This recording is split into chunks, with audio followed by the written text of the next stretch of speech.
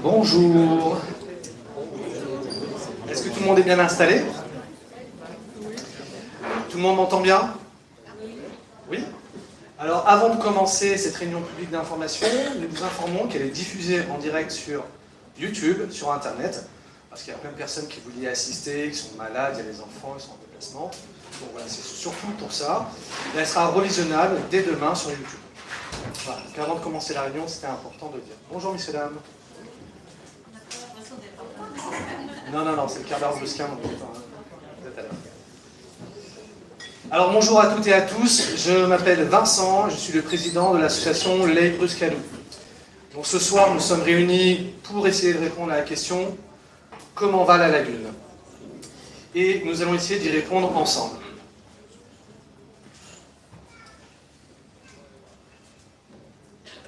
Donc dans un premier temps, je vais vous présenter notre association, puis nos invités qui sont ici sur le plateau, biologistes marins, nous présenterons un historique de la lagune, les différentes agressions qu'elle a pu subir et les actions de restauration passées et en cours.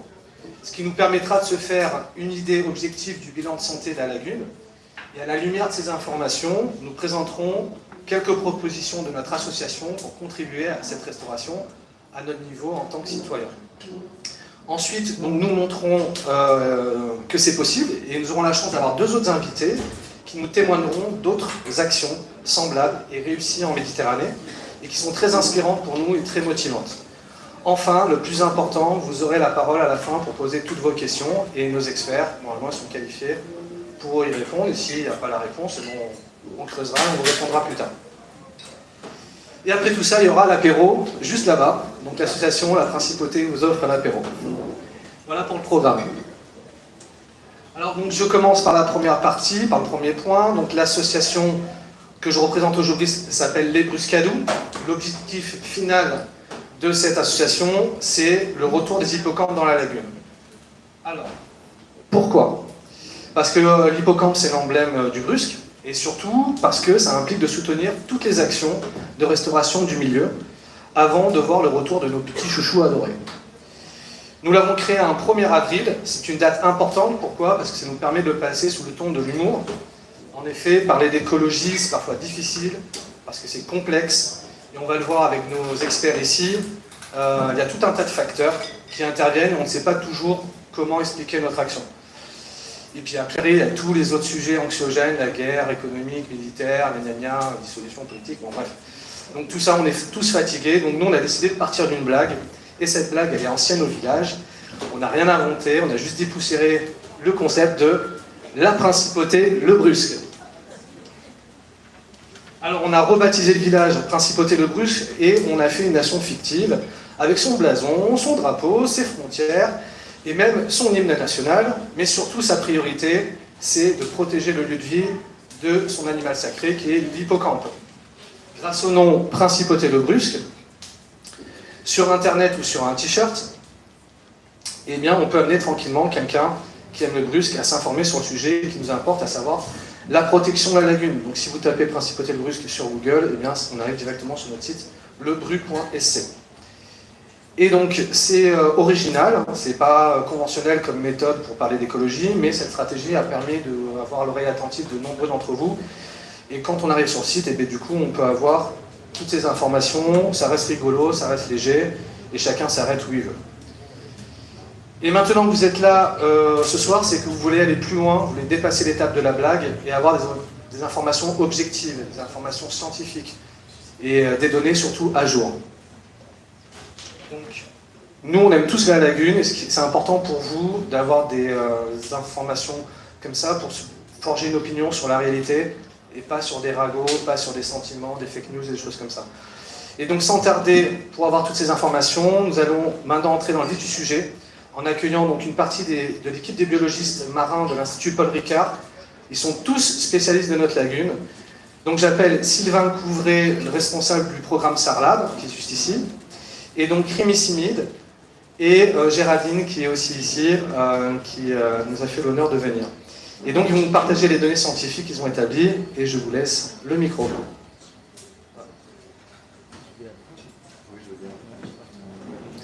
Bonjour à tous, merci d'être venus aussi nombreux pour qu'on puisse parler tous ensemble de la lagune. Donc je m'appelle Rémi, je suis chercheur à l'Institut océanographique Paul Ricard, juste en face sur l'île des Ambiers. Je suis aussi plongeur scientifique comme une bonne partie de l'équipe. Les présentations qu'on va vous faire avec Sylvain, il y a énormément de diapos dedans, n'ayez pas peur, ça va passer assez vite. Ça permet juste d'avoir beaucoup de contenu pour alimenter derrière les questions aussi. Voilà, mais je vais pas développer les dizaines de diapos qui sont dedans. C'est toi qui les fais passer, c'est pas... Tu vas cliquer souvent alors. Ok. Très bien, on va prendre le tempo. Du coup, bah voilà, nous on est juste ici, hein, pour ceux qui ne se repèrent pas bien, sur l'île du Tigaou. Voici notre lagune, tu peux passer Sylvain, tu vas même pouvoir en passer plusieurs, juste pour montrer les différents espaces. Vas-y, viens jusqu'à suivre toutes les couleurs qui apparaissent. Il y a une seconde. Ok. Il n'y a pas la couche de couleur sur cette version. Donc voilà la lagune, les anciens salins et les deux ports. Donc c'est un espace qui est très particulier, parce qu'on a des passes au niveau du sud, hein, là on est juste à cet endroit-là, qui permettent la circulation de l'eau, et vous allez voir que c'est un des critères qui est essentiel à notre histoire. Tu peux avancer.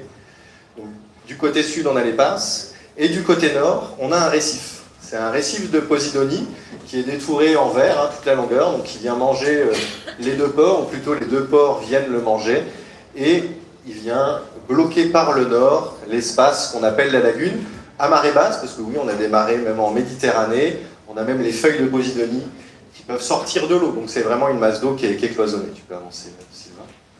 Ici, c'est la bathymétrie, à la profondeur, et on a ici moins d'1 mètre de profondeur, toutes les couleurs un petit peu sur les tons bleu-violet, c'est moins d'1 mètre de profondeur. Tu peux avancer. Ce qui veut dire qu'entre l'intérieur et l'extérieur de la lagune, on n'a pas la même eau.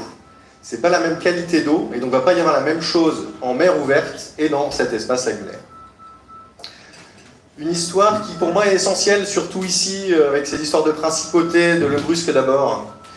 Vous avez une chance extraordinaire, nous avons une chance extraordinaire, c'est qu'à Montchons, on est sur un site qui est unique en son genre.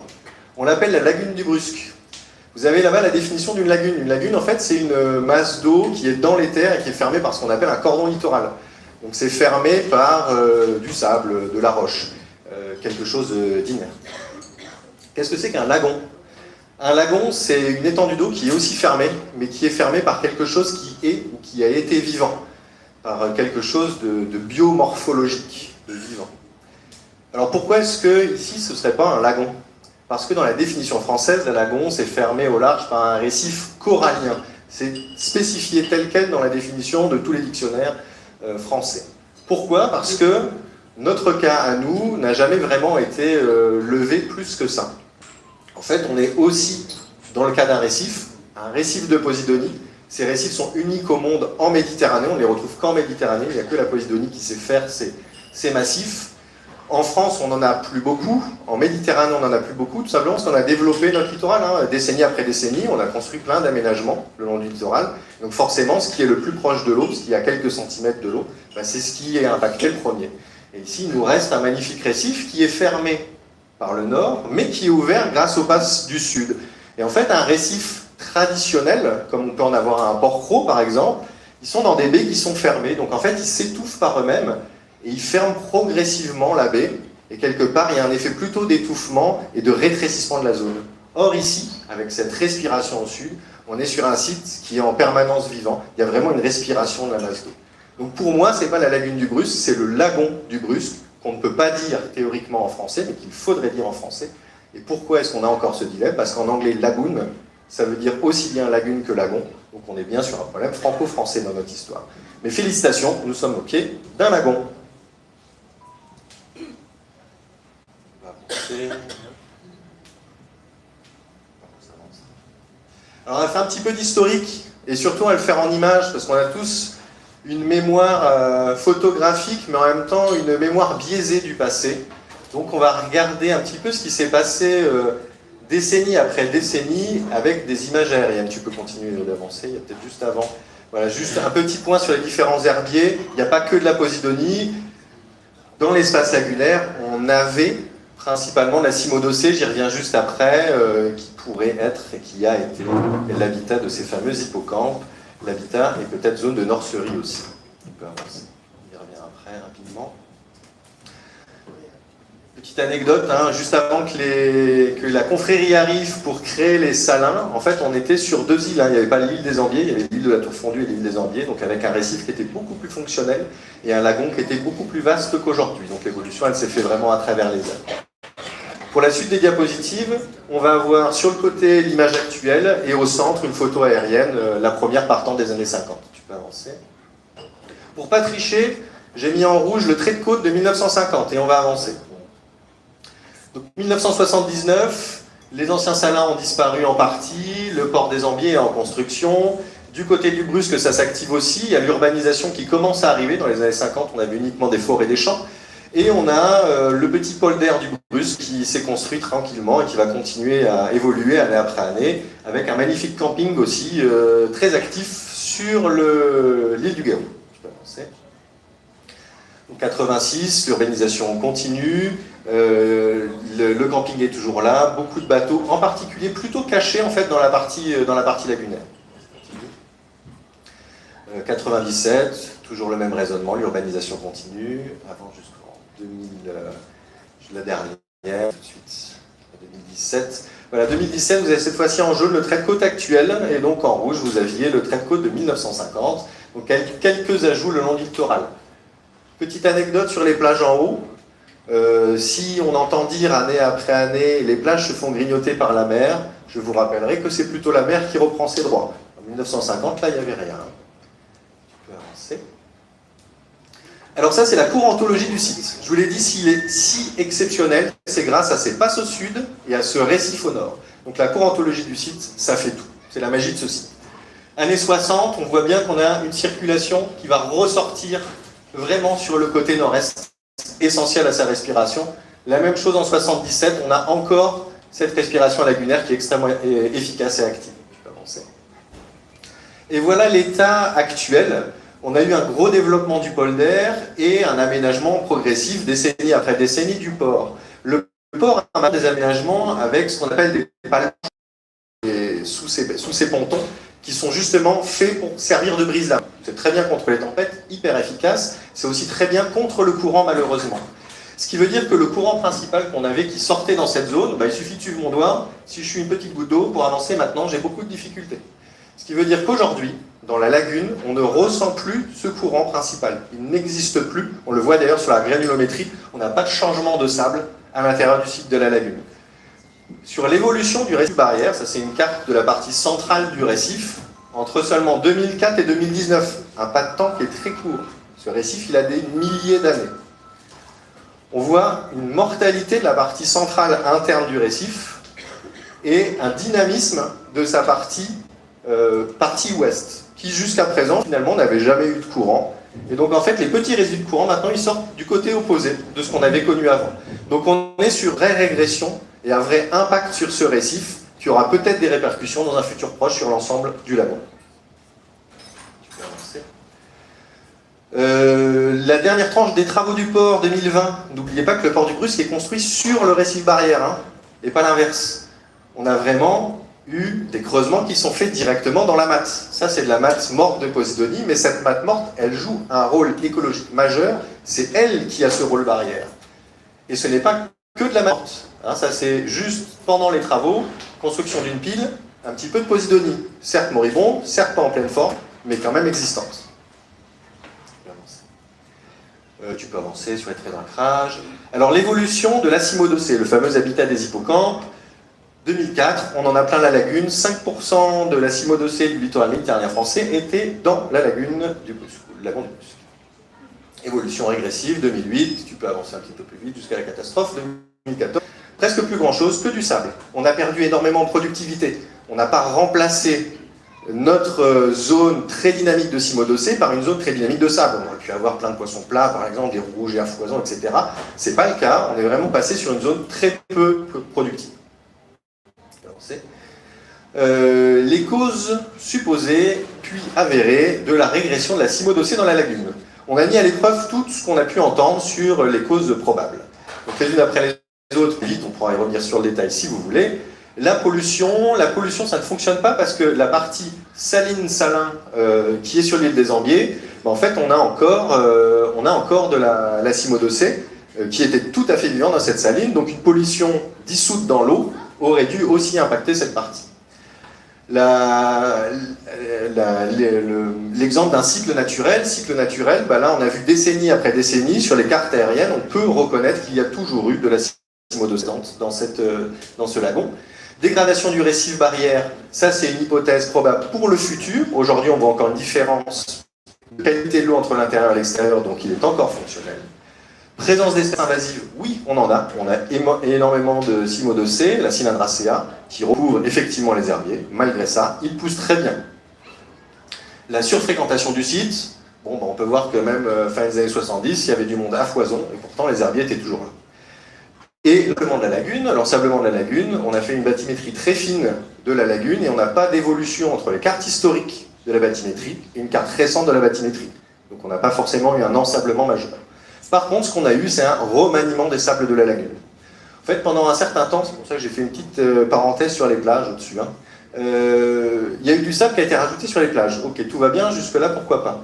Après, il y a différentes qualités de sable qui peuvent être mis sur une plage, et quand on met des sables qui sont très pauvres en matière organique, ben on se retrouve à vouloir faire pousser un géranium dans un tas de sable. Ça ne va pas marcher, il va lui manquer de la matière organique, il va lui manquer son terreau. La cymodocée, ce n'est pas une algue, c'est une plante. Si on lui donne un substrat qui est pauvre, ben il n'aura rien à manger, peu de choses à manger, donc elle va progressivement régresser. Et en fait, ces sables-là ont remplacé progressivement le sable de la lagune, et puis là, ben, c'est un effet boule de neige, moins de cymodocée, le substrat est moins maintenu, parce qu'il y a moins de racines, donc il y a encore moins de cymodocée, encore moins, etc., etc. Et on s'est retrouvé en 2018 avec très peu de matière organique dans le sol de la lagune, alors qu'avant c'était un espace qu'on appelait sablo-vaseux. On s'est retrouvé plutôt sur un sable type sable de plage dans cet espace. Voilà, bah là ça va être la partie de Sylvain sur la partie restauration de la lagune. Donc je vais essayer de faire un enchaînement par rapport à ce que vient de dire Rémi. Donc, là, on arrive à ce qui était la lagune à peu près en 2017. Forte de cette constatation, de cette perte des herbiers de cymodocée, il y a eu, juste avant, un classement de cette lagune en zone Natura 2000. C'est là où elle a été considérée comme aire marine protégée, donc par le classement en zone Natura 2000. Et il y a eu des actions de gestion et de protection qui ont été mises en place, notamment des arrêtés préfectoraux et municipaux pour interdire l'ancrage dans la lagune, le piétinement, la navigation des navires à moteur, donc, sauf l'aviron, le paddle, et un arrêt aussi en amont du rechargement des plages en sable pour limiter les impacts qu'il pouvait avoir dans la lagune. Donc ça, c'est ce que l'on peut appeler de la restauration passive, c'est-à-dire mettre en place des actions de gestion et de protection d'un milieu naturel afin d'améliorer ses conditions environnementales, ou tout du moins, à minima, arrêter les pressions ou les agressions du milieu, en espérant qu'il y ait un retour en arrière des bonnes conditions écologiques et de l'écosystème. L'Institut océanographique Paul Ricard, face à ce déclin des herbiers et avec l'amorce de mise en réserve pour le réseau Natura 2000, on a souhaité continuer à faire des études pour voir l'état de santé et son évolution dans la lagune. On s'est particulièrement intéressé à son rôle de nurserie, c'est-à-dire que la cymodocée est un milieu qui permet aux juvéniles de poissons de grandir, de se nourrir, d'être protégés de leurs prédateurs, jusqu'à un stade de vie qu'on appelle stade refuge, où ensuite ils vont rejoindre les populations adultes dans leur zone adulte. Donc le rôle de nurserie, on a estimé qu'il était toujours présent dans les zones d'herbiers, donc c'est ce qu'on a étudié avec l'étude de Landau, mais qu'il y avait eu une forte régression de cette fonction du fait de la perte des herbiers de cymodocée. Donc on a voulu étudier s'il était possible, compte tenu de la présence de quelques touffes d'herbiers qui réapparaissaient dans ce milieu, qui nous donnait espoir que les conditions environnementales étaient redevenues favorables à la progression et à la recolonisation de ces herbiers, de voir si on pouvait accélérer cette reconquête des herbiers de cymodocée. Et c'est là où on a fait les premiers essais de restauration du milieu, en faisant les premiers essais de transplantation de cymodocée, pour voir si c'était techniquement faisable et s'il survivait, et donc de pouvoir passer à une échelle plus grande de restauration. Fort du succès de cette première expérience, nous avons conçu un programme à plus grande échelle et avec un panel d'actions restauratives à l'échelle du site, grâce au financement de l'Agence de l'eau, afin d'essayer de mener différentes actions pour améliorer et restaurer ce site. Donc, il n'y a pas d'ordre chronologique. Dans la première que l'on a menée, ça a été afin de réactiver la fonction de nursery de façon rapide sur le site. On a implanté dans une zone au milieu de la lagune qui est l'ancien parc à moules, sur les anciens piquets, ce sont des piquets en fer relativement inertes, et dans le port du Brusque, des micro-récifs nursery, dont le but est de complexifier, d'enrichir artificiellement l'habitat pour offrir un gîte et un couvert aux juvéniles de poissons, donc pour booster la fonction de nursery des zones anthropisées. On a pu constater que ça fonctionnait avec un gain rapide de fonction de nursery à ces endroits-là. Donc ça, c'est pour vous présenter le parc à moules, le port du Brusque, les micro-récifs qui ont été implantés, donc différents types qui sont adaptés évidemment aux différentes infrastructures, et les juvéniles de poissons qui les ont très rapidement colonisés. À l'intérieur de la lagune du Brusque, au milieu, dans les zones où commençaient à repousser les herbiers de cimodocées et où ils étaient historiquement présents, nous avons fait une action de transplantation des herbiers de cimodocées, donc de la restauration active de l'écosystème qui était présent avant, donc sur toute la bande qui est ici. Ce qui a permis d'avoir des herbiers, de nouveaux herbiers qui ont continué à... Donc voilà, donc on a transplanté de la cimodocée, on a recouvert avec des cages pour éviter qu'elle se fasse brouter par les sopes les premières années jusqu'à ce qu'elle soit assez dense et en bonne santé pour pouvoir enlever tout ce qui était artificiel, c'est-à-dire les cages, et avoir un herbier qui ressemble à un herbier naturel qui continue de croître actuellement. Là on voit la carte d'évolution des surfaces. Je ne vous ai pas montré les petits poissons, mais en fait les cages ont aussi servi à booster la fonction de nursery dans cette zone, qui maintenant est assurée par les herbiers eux-mêmes. Et contre la lagune du Brusque, donc dans les anciens salins qui sont situés sur l'île des Ambiers, là nous avons recréé un écosystème lagunaire en travaillant sur l'amélioration des conditions hydrologiques et de qualité de l'eau, en recréant une courantologie dans le site qui avait été étouffée. Là on voit en haut à gauche les anciens salins avant notre action qui étaient d'une couleur variable en fonction de la saison, avec de fortes variations de température, de salinité, et donc un écosystème qui était relativement étouffé.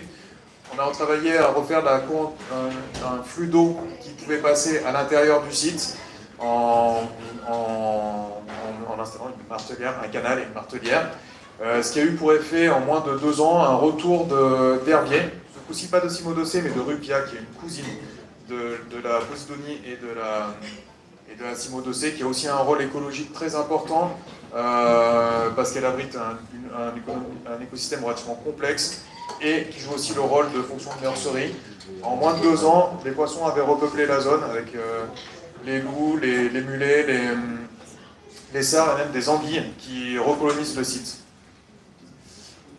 Donc tout ça pour dire qu'on est parti d'un site qui s'est rapidement qui a rapidement été dégradé, puis avec un panel d'actions restauratives, passives et actives, et une gestion du milieu, eh bien, on est dans une dynamique actuelle positive de recolonisation des herbiers, et donc d'un écosystème qui est dans une phase de résilience.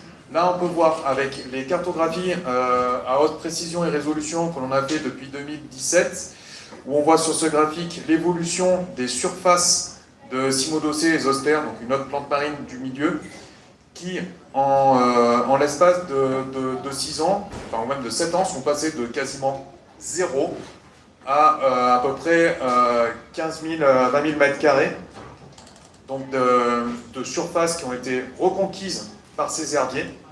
Donc c'est une dynamique, si on regarde juste cette partie du graphique, qui peut paraître relativement rapide, sauf que On est encore à des surfaces qui sont relativement faibles comparées aux 30 hectares de cimo-dossé qui étaient présents sur le site en 2004. Donc, si on regarde un petit peu rapidement l'évolution, là où il n'y a pas de données, là où c'est pas en gras, c'est là où il n'y avait pas de données du tout. Là, par contre, où c'est en gras, s'il n'y a pas de barre, c'est parce qu'on était à 0. Donc, c'est pas la même chose. Par contre, ce qu'on peut voir entre 2004, 2008 et 2011, c'est que, en gros, c'est extrêmement rapide d'avoir une destruction d'un écosystème dans sa totalité. Par contre, après, ça demande des fortes mesures de gestion, de protection et de restauration pour avoir une dynamique positive mais lente de sa reconquête et de sa résilience. Ce qui veut dire qu'on est dans une voie positive de reconquête du milieu, mais que ça demande de l'énergie et surtout de ne pas lâcher les efforts de gestion et de protection du site.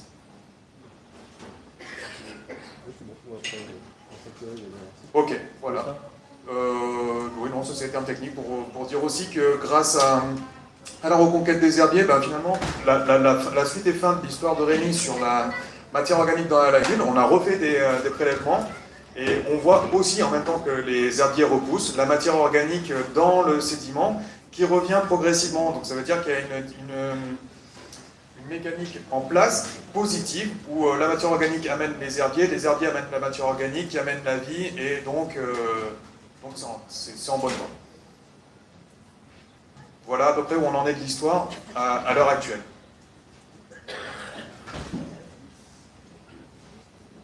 Merci beaucoup. Je pense qu'on peut les applaudir.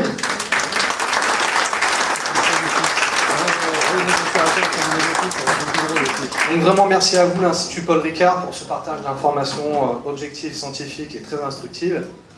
Et tant qu'on est dans les remerciements, avant de vous présenter nos actions, nos propositions, je tiens à remercier Fred, le gardien de l'île du Gaou. Je ne sais pas s'il est là ce soir, mais en tout cas c'est lui le premier ange gardien de la lagune, au moins en nombre d'heures passées. Et je voudrais surtout aussi remercier les gardes nature, qui sont bénévoles, je pense qu'il y en a ce soir. Et merci beaucoup pour votre patience, votre super travail que vous avez réalisé cet été. Et plus précisément, je voudrais remercier Jean-François, qui est toujours à l'écoute et constructif. Je voudrais aussi remercier les professionnels du Brusque, et plus précisément ce soir un grand merci à Mathieu, qui nous accueille ce soir dans la lagune. Merci beaucoup Mathieu. En plus, il est malade ce soir, mais il est quand même là. C'est un warrior. Merci beaucoup parce qu'il a été proactif, c'est lui qui a pris contact avec nous et qui a vraiment proposé toute son aide. Et ça dépasse aujourd'hui notre espérance en termes d'hospitalité et de générosité, donc vraiment merci. Mille merci aussi à Stéphanie et Kevin de la boulangerie Chopin. Je ne sais pas s'ils sont arrivés, parce qu'ils ferment tard. On peut les applaudir bien fort parce que Stéphanie et Kevin, ils aiment le Brusque. Et je pense que tout le monde aime Stéphanie et Kevin. Leur générosité est aussi grande que remarquable. Et on leur doit la réussite de cette réunion ce soir. C'est pour ça que vous êtes aussi nombreux, je pense. Et on va les voir tout à l'heure. On va les remettre, les hippocampes. Le pain hippocampe qui est juste là. Merci aussi à Jérôme de Brusquin Paddle. C'est donc lui qui a permis d'obtenir le premier signalement d'hippocampe recensé dans la lagune depuis 20 ou 30 ans, ce qui a tout changé pour la crédibilité de notre message. Et merci à Camille, donc sa cliente lyonnaise, qui a observé cet hippocampe. Chez les professionnels du Brusque, donc merci aussi à Adrien et Valentin de la Cahute, Ludovic du Cap-Horn, Arnaud du Vénus, Pierre du Riviera 3, le Piadon, la Pharmacie des Îles, Vallée Immobilier, Brusquimo, l'Aquascope, les filles de la base nautique, le salon Jean-Marc Farley, l'Optique du Brusque, Mille Sabords. J'espère que je n'en oublie pas, mais en tout cas ils sont très nombreux à nous avoir aidés, et notamment parce qu'ils distribuent donc, nos petites cartes pour nous aider à faire de la prévention. Un immense merci à David. C'est un discret mécène, c'est un soutien moral de la première heure et qui permet ce soir à l'association d'être sereine pour financer cette première réunion et d'enclencher une belle dynamique. Merci à tous les premiers adhérents qui, avant cette réunion, ont choisi de nous soutenir. Merci à tous nos experts ce soir, intervenants, d'avoir répondu à notre appel et d'avoir partagé les précieuses connaissances. Merci aux élus de la ville présents ce soir, Monsieur Mercheyer, merci d'être venu, et Monsieur Mulet, je crois qu'il y en a là. Merci pour l'intérêt porté à cette réunion. Merci au président de la région Provence-Alpes-Côte d'Azur, Renaud Muselier, qui nous a écrit pour nous encourager. Merci aussi aux journalistes, je ne sais pas s'il est resté, le Var Matin, BFM TV, pour diffuser notre message, c'est quand même très important. Et enfin, merci à vous toutes et tous d'être là ce soir, parce que Sans vous, tout ça, ça n'aurait pas de sens. Voilà, donc comme nous l'avons entendu, la restauration de la lagune est plutôt sur une bonne trajectoire. Donc maintenant, on va passer à nos actions. Et c'est rassurant, 10 ans après son classement Natura 2000. Mais comme on l'a entendu aussi, la vigilance, elle est de mise pour garantir que nous restons sur cette bonne trajectoire. C'est pourquoi notre association a fait des observations, elle a collecté des témoignages, des propositions, et voici quelques-unes de nos propositions qui permettraient d'améliorer la protection de la lagune. Alors ces propositions, elles ne sont pas définitives, on vous propose d'adhérer à l'association pour ensuite assister à nos réunions, les affiner, ces propositions, ou alors complètement les abandonner. C'est une association citoyenne, donc bien sûr, on est là pour en débattre tous ensemble. Alors déjà, qu'est-ce que nous avons fait? On a créé des petites cartes de visite, c'est tout simple, mais dessus il y a un QR code qui permet de rappeler très rapidement que ce qu'on a dit, c'est qu'il ne faut pas marcher dans la lagune, parce que sinon on va écraser la cymodocée et puis les petits bébés poissons. Et puis donc on a aussi une carte ici qui permet d'avoir les règles de mise à l'eau, pas se mettre à l'eau n'importe où, et surtout éviter de marcher dans la lagune et d'aller dans les zones très peu profondes avec les risques d'échouage. Et donc on va marcher, on va mettre des coups de pagaie, et ça c'est pas bon pour les pouponnières. Ensuite, on a fait un formulaire en ligne. Donc on a des personnes qui se mettent à plat ventre sur le paddle, ils regardent dans l'eau et on cherche les hippocampes, on joue à cache-cache. Et si vous en voyez un, eh bien, vous pouvez nous déclarer sur le site, vous nous dites dans quelle zone vous l'avez vu, et après, avec nos amis, si tout se passe bien, il n'y a pas de problème majeur, on va essayer de chercher et de les retrouver. Et pour l'année prochaine, donc on a le même style de formulaire, donc il y aura une évaluation documentée du piétinement pour savoir exactement où est-ce qu'il y a le plus de piétinement, quand, pourquoi, est-ce que c'est des piétinements mis à l'eau, au milieu de la lagune, le kayak, la pêche, et tout comme ça. Et ça nous permettra peut-être de mettre en place des moyens pour éviter ce piétinement et donc favoriser, accélérer la restauration de la lagune. Donc voilà, donc en fait on voit le piétinement, hein. Qu'est-ce qui se passe en ce moment?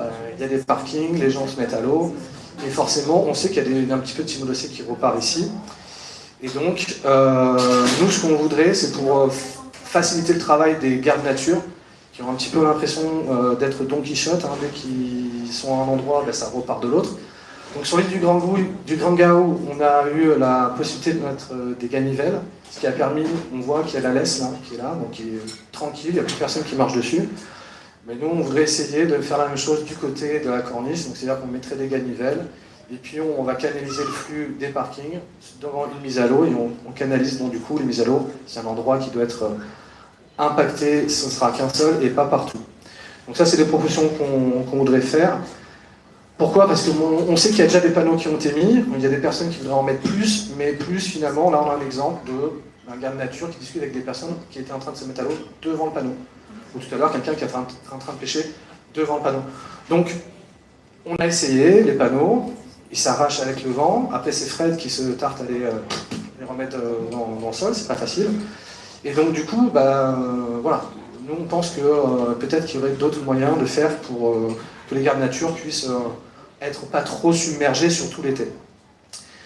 Quand il y a des personnes qui sont au milieu de la lagune, et depuis la corniche, on a beau crier, dès qu'il y a un petit peu de vent, ils ne nous entendent pas. Et donc là, il y a des lovers qui se font un petit trip, une traversée à pied. Nous, on serait pour, s'il faut qu'on finance, aider les gardes nature, leur donner des porte-voix pour les cas vraiment extrêmes, et du coup leur expliquer aux personnes qui sont au milieu, pas juste un coup de sifflet ou qu'on ne comprenne pas. Donc c'est du vécu, hein, on a déjà fait des choses, et donc du coup, ce serait peut-être utile. Ensuite, un meilleur balisage à la lagune, parce que ce monsieur il est passé sous le pont, il est rentré avec son bateau à moteur électrique. On a bio être à 3 de lui dire. Et puis, un meilleur balisage au nord de la lagune. Aujourd'hui, il y a des petites balises qui sont là, mais elles sont arrachées souvent par les tempêtes. Le temps qu'elles soient remplacées, il y a toujours des personnes qui rentrent. Alors lui, il fait demi-tour parce que je lui ai dit de faire demi-tour, le temps que je prenne mon train. Mais là, vous voyez les piquets. Il était bien parti pour aller jusqu'à la place du Grand Gare. Voilà. Donc ça, c'est des choses que nous, on ne peut pas faire, mais on peut en discuter avec les personnes qui sont responsables et qui ont le pouvoir de faire ça. Et donc, ce sera le rôle de l'association. On peut continuer donc aussi, donc nous ce qu'on voudrait c'est continuer un peu le travail, donc là c'est Rémi qui a pris cette photo, et ça c'est de la transplantation donc, qui va être faite.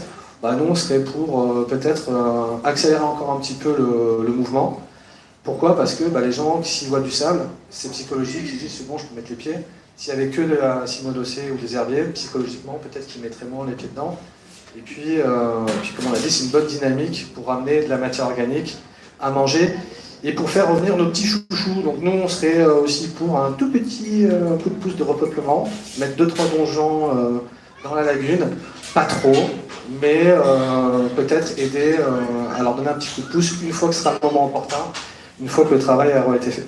Voilà, donc ça c'est nos positions, c'est pas exhaustif, c'est pas définitif, on est là pour faire les bouger, c'est-à-dire pour discuter avec les scientifiques, avec les autorités, avec vous, et à ce moment-là, on pourra donc aider le travail qui est fait par l'Institut Paul Ricard, et à notre niveau, ça pourra engendrer de l'optimisme, parce que l'optimisme, il en faut, et l'optimisme en plus, c'est quelque chose qui est partagé par nos 2 prochains invités. Et donc je vous demande d'accueillir maintenant Pierre Boisserie, ici présent. Merci beaucoup Pierre d'être venu. Donc Pierre, vous êtes expert maire à l'agence de l'eau Rhône Méditerranée Corse. Vous voyez le petit logo sur les panneaux tout autour de la lagune. Vous êtes aussi consultant à l'Union Européenne et à l'UNESCO.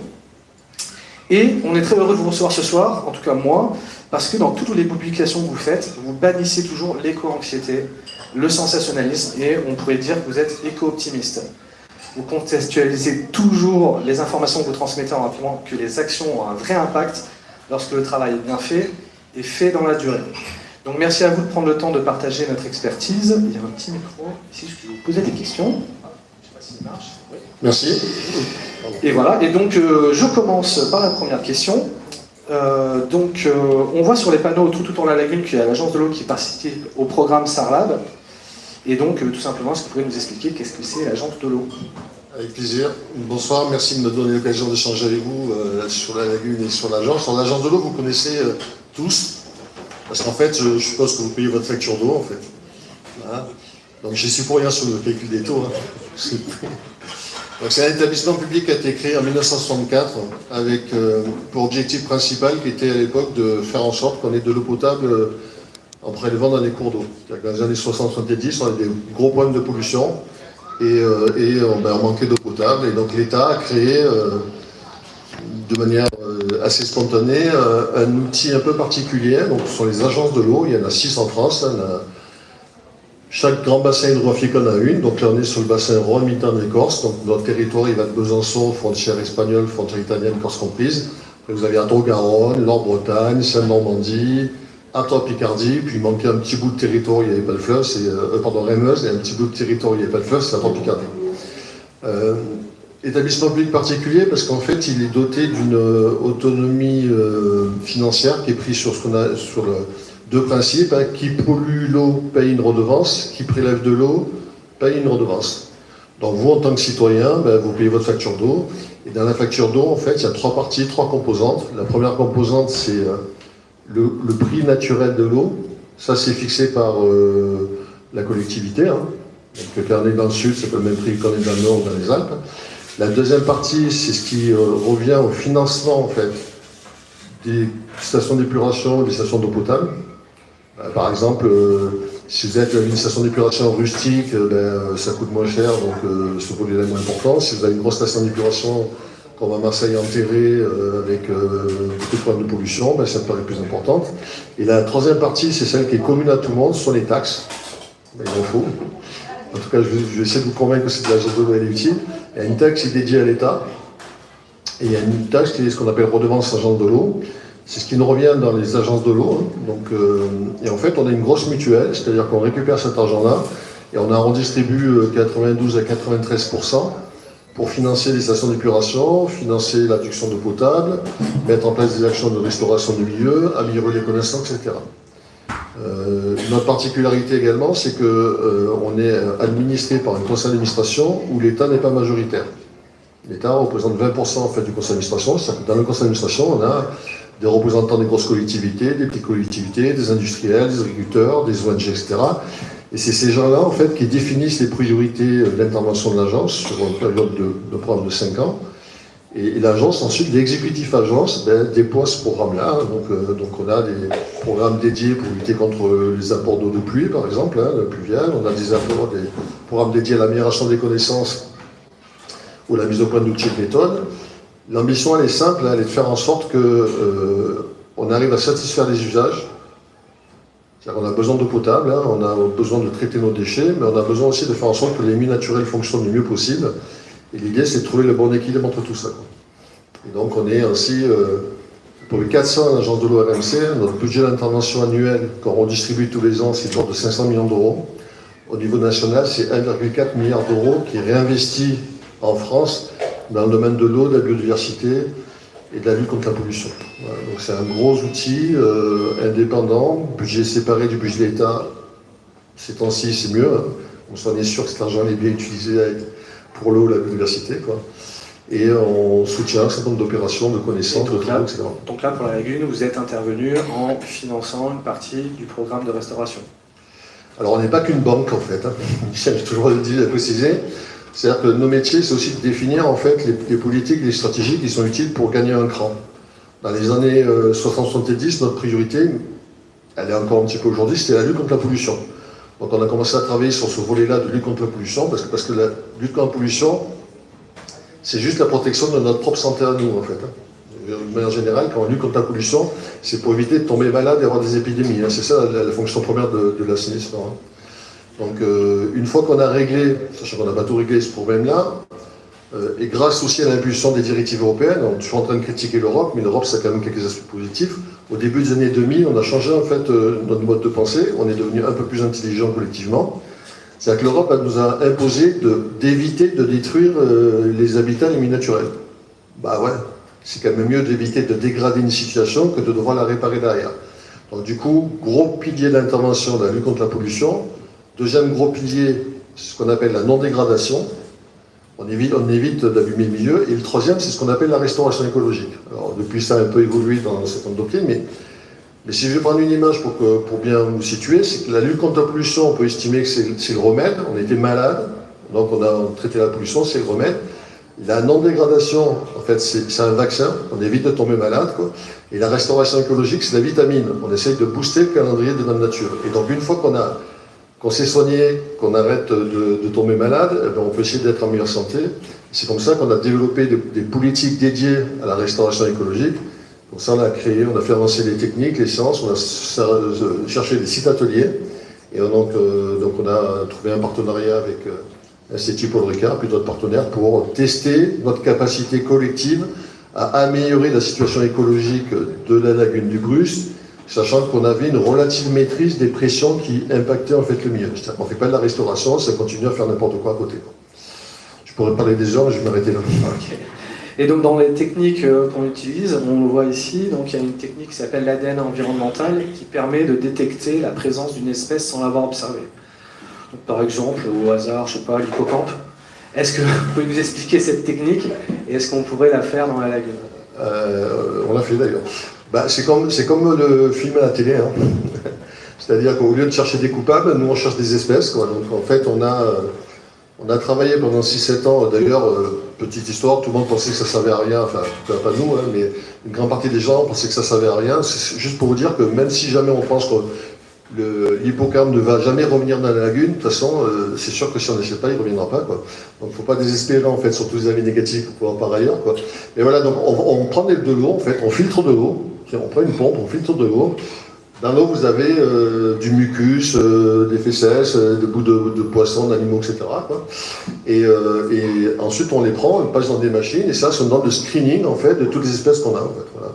Comme ça qu'on a engagé en 2023 la plus grosse opération mondiale, puisqu'on a fait plus de 800 points de surveillance, qui a permis de trouver des espèces qu'on pensait complètement disparues en Méditerranée.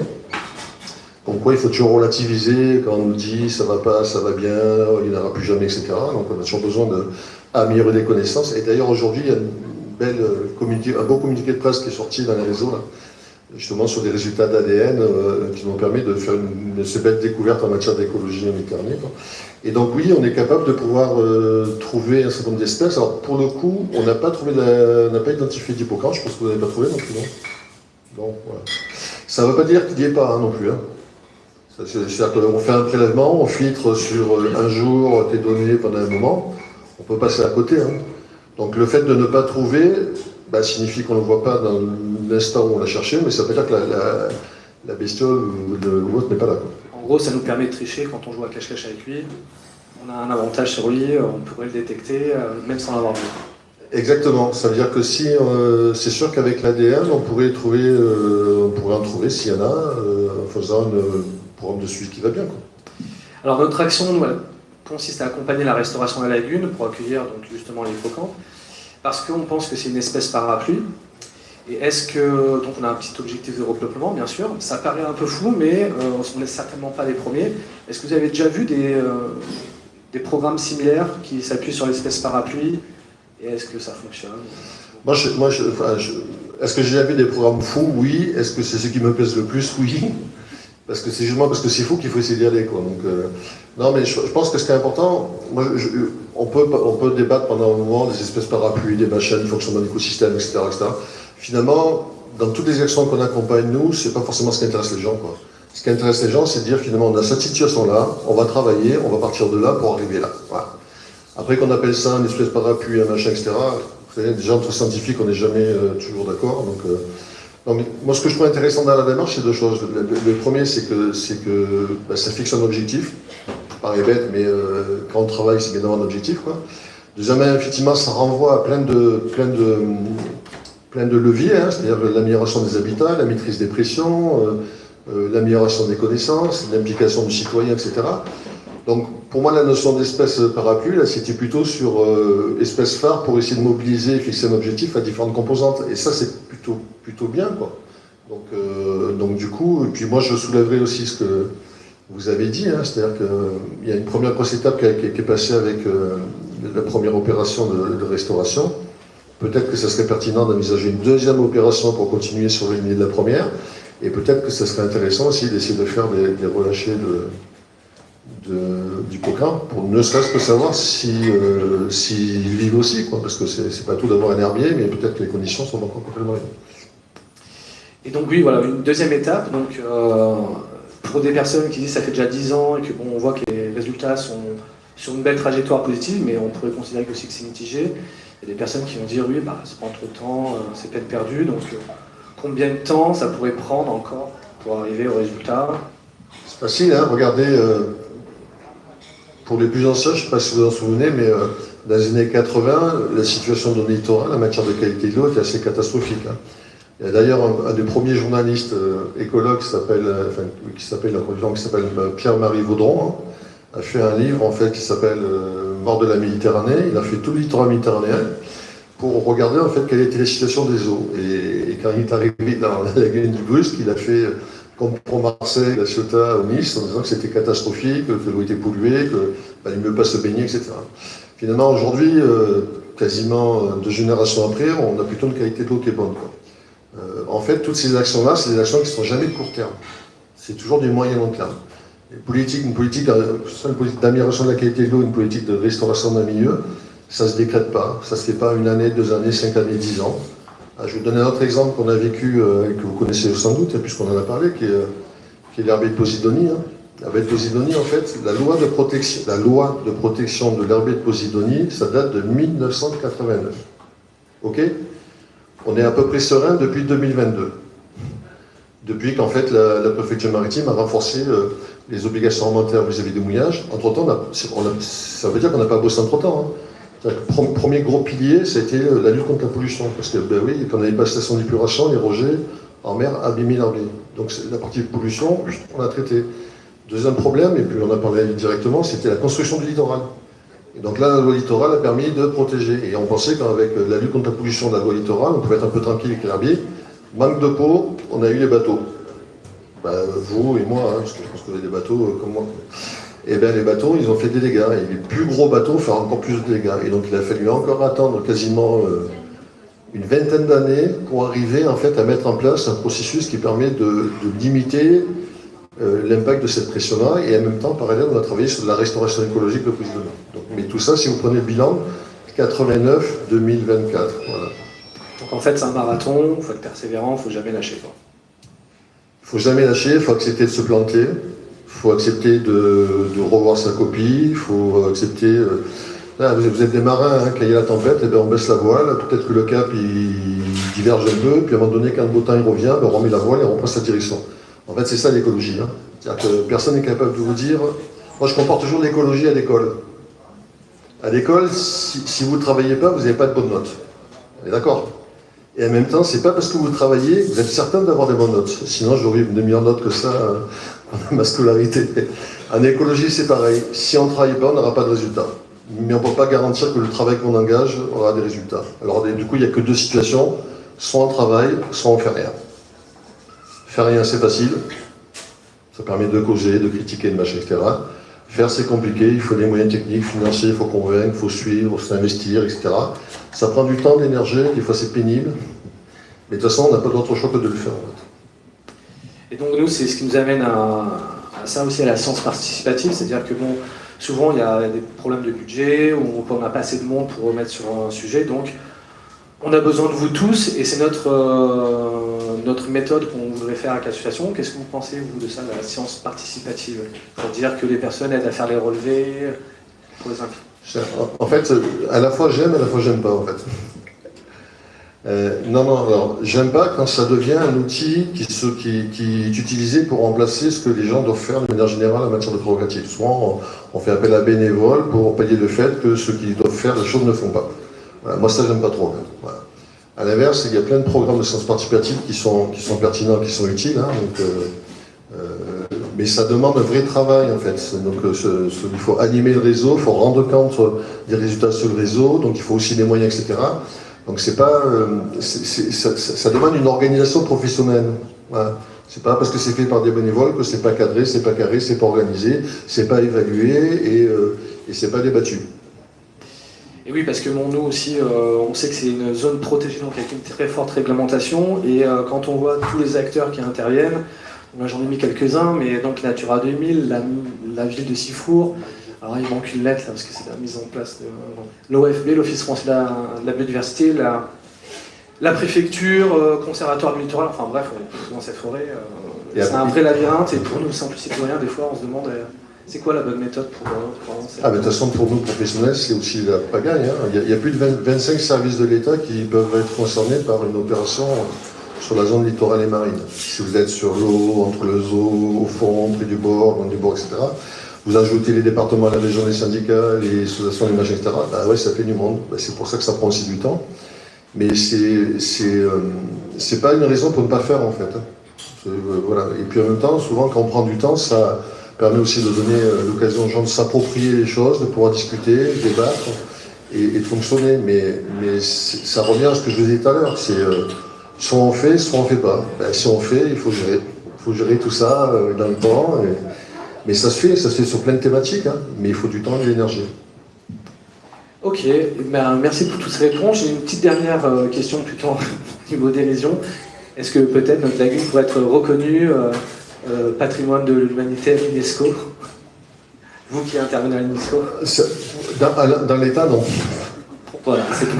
Non, mais si jamais il y a un classement à faire, de toute façon, il se ferait à l'échelle de l'AB, il ne serait pas sur uniquement la petite particule, mais même si ça revient, même si c'est une grosse particule, pardon. Mais non, je pense que, mais en même temps, si on n'essaie pas, on n'y arrive pas non plus. Hein, donc, je pense que vaut mieux essayer de continuer à poursuivre les efforts sur la restauration de la lagune, la maîtrise des pressions, et puis on pourra en discuter de ça dans quelques temps. Oui. Merci beaucoup Pierre pour cette intervention, je pense qu'on peut l'applaudir. Et donc maintenant on va passer à notre dernier invité, très important aussi. Merci à toi Franck Lorrain d'être venu. Donc Franck est comédien, auteur, producteur du film La Méditerranée n'est pas morte. Et est-ce que tu peux nous présenter tout simplement ton film? Bonsoir, oui bien sûr, merci de m'avoir invité, bonsoir à tous. Ravi d'être invité dans la principauté. Voilà, j'adore cette idée. Donc oui, je suis comédien, donc aussi passionné de plongée, plongeur. J'ai une association, un club, enfin voilà, investi dans plein de choses. Et puis la biodiversité, la défense de la biodiversité, ça m'a toujours, ça a toujours été mon moteur. Et je me suis dit comment allier mes talent c'est un grand mot, mais mon métier de comédien et puis aussi mon investissement sur la défense de l'environnement. Et j'ai commencé à réfléchir à des films où je pourrais jouer la comédie et mettre un peu d'humour. C'est pour ça que j'aime beaucoup ce que Vincent et ses amis ont créé. Il s'appelle Le Duc, Saint-Vincent, enfin, ils sont complètement allumés, moi j'adore. Et je me suis dit, voilà, mes talents de comédien et un peu de mettre de l'humour pour parler de l'écologie, qui est quand même extrêmement anxiogène. J'imagine que vous avez tous la télévision et des portables, vous voyez tout ce qu'on nous inculque et tout ce qu'on nous met dans la tête toute la journée, qu'on va crever, qu'on n'aura plus de fric, et que de toute façon on va mourir, enfin, c'est toute la journée. Donc si on ne veut pas céder à ce genre de pression et d'accablement, il existe, heureusement, des médias alternatifs, il existe aussi des associations marines, des gens qui travaillent, qui font vraiment, comme dit Pierre, le boulot. Et j'ai décidé de faire un film sur ces gens-là. Donc c'est mon personnage qui habite à Paris, petit Parisien passionné de plongée, qui décide de prendre son baluchon, d'aller dans le sud et de voir un peu ce qui s'y passe. Et donc dans ce film, vous allez voir plusieurs actions, notamment du repiquage de Posidonie, aussi du repeuplement de poissons, du repiquage de corail, comme on est encore en recherche et développement, mais il se passe des choses, du comptage de poissons fait par l'université de Perpignan, et puis j'en prépare un deuxième où je vais encore donner la parole à d'autres acteurs qui se battent pour une meilleure Méditerranée. Je m'aperçois qu'en fait tous ces gens-là, ils sont passionnés, ils sont comme Vincent et comme vous aussi ce soir, des gens passionnés pour défendre la Méditerranée, défendre leur petit lopin de terre comme ici, la lagune. Et je pense que toutes ces actions mises bout à bout, ça fait sens. C'est pas du pipi de chat, ça vaut pas rien. C'est extrêmement important. Évidemment, on subit des événements globaux comme le réchauffement climatique, les pressions urbaines, l'évolution de la population. On est 8 milliards, en 2050, on sera 10 milliards. Donc forcément, il y a de plus en plus de pression. Mais malgré ça, à notre échelle locale, nous, on peut faire des choses. Donc moi, j'ai décidé dans ce film de les présenter avec de l'humour, de la dérision et surtout de la vulgarisation. C'est-à-dire que n'importe qui, quand on interviewe un scientifique, hier j'étais avec un astronome, je comprenais rien à ce qu'il me disait, je lui ai dit attends, on va tout simplifier, et puis finalement je comprends, mais je me mets à votre place, en tout cas à la place de quelqu'un qui ne connaît pas la Méditerranée, pour que quand il voit le film, il ait envie de faire des choses et de la défendre. Je suis long, pardon. Non, pas de souci. Donc ici, tu sais qu'on est à l'endroit où le commandant Cousteau a tourné son premier film marin, donc juste derrière, on a été visiter tout à l'heure. Et donc lui, le commandant Cousteau, il a filmé la beauté de l'océan.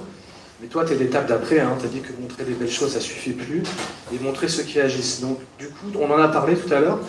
Moi, il y a 2 points qui ont été très inspirants dans ton film et qui ont motivé aussi dans notre association. Donc c'est cette histoire de repeuplement. Est-ce qu'on peut nous expliquer un peu plus en détail ce que c'est ? C'est génial d'avoir pris cette photo, parce que cette photo, elle est à Cap-Sissier. Donc c'est un peu chez vous, le Cap-Sissier, quand même. Vous savez que c'est l'endroit où il y a un émissaire qui rejette les eaux usées de Toulon et de ses engrais. Toulon-Ouest. Voilà. Toulon-Ouest, soyons précis. Et donc c'était des zones pelées, c'est-à-dire qu'il y avait très peu de vie.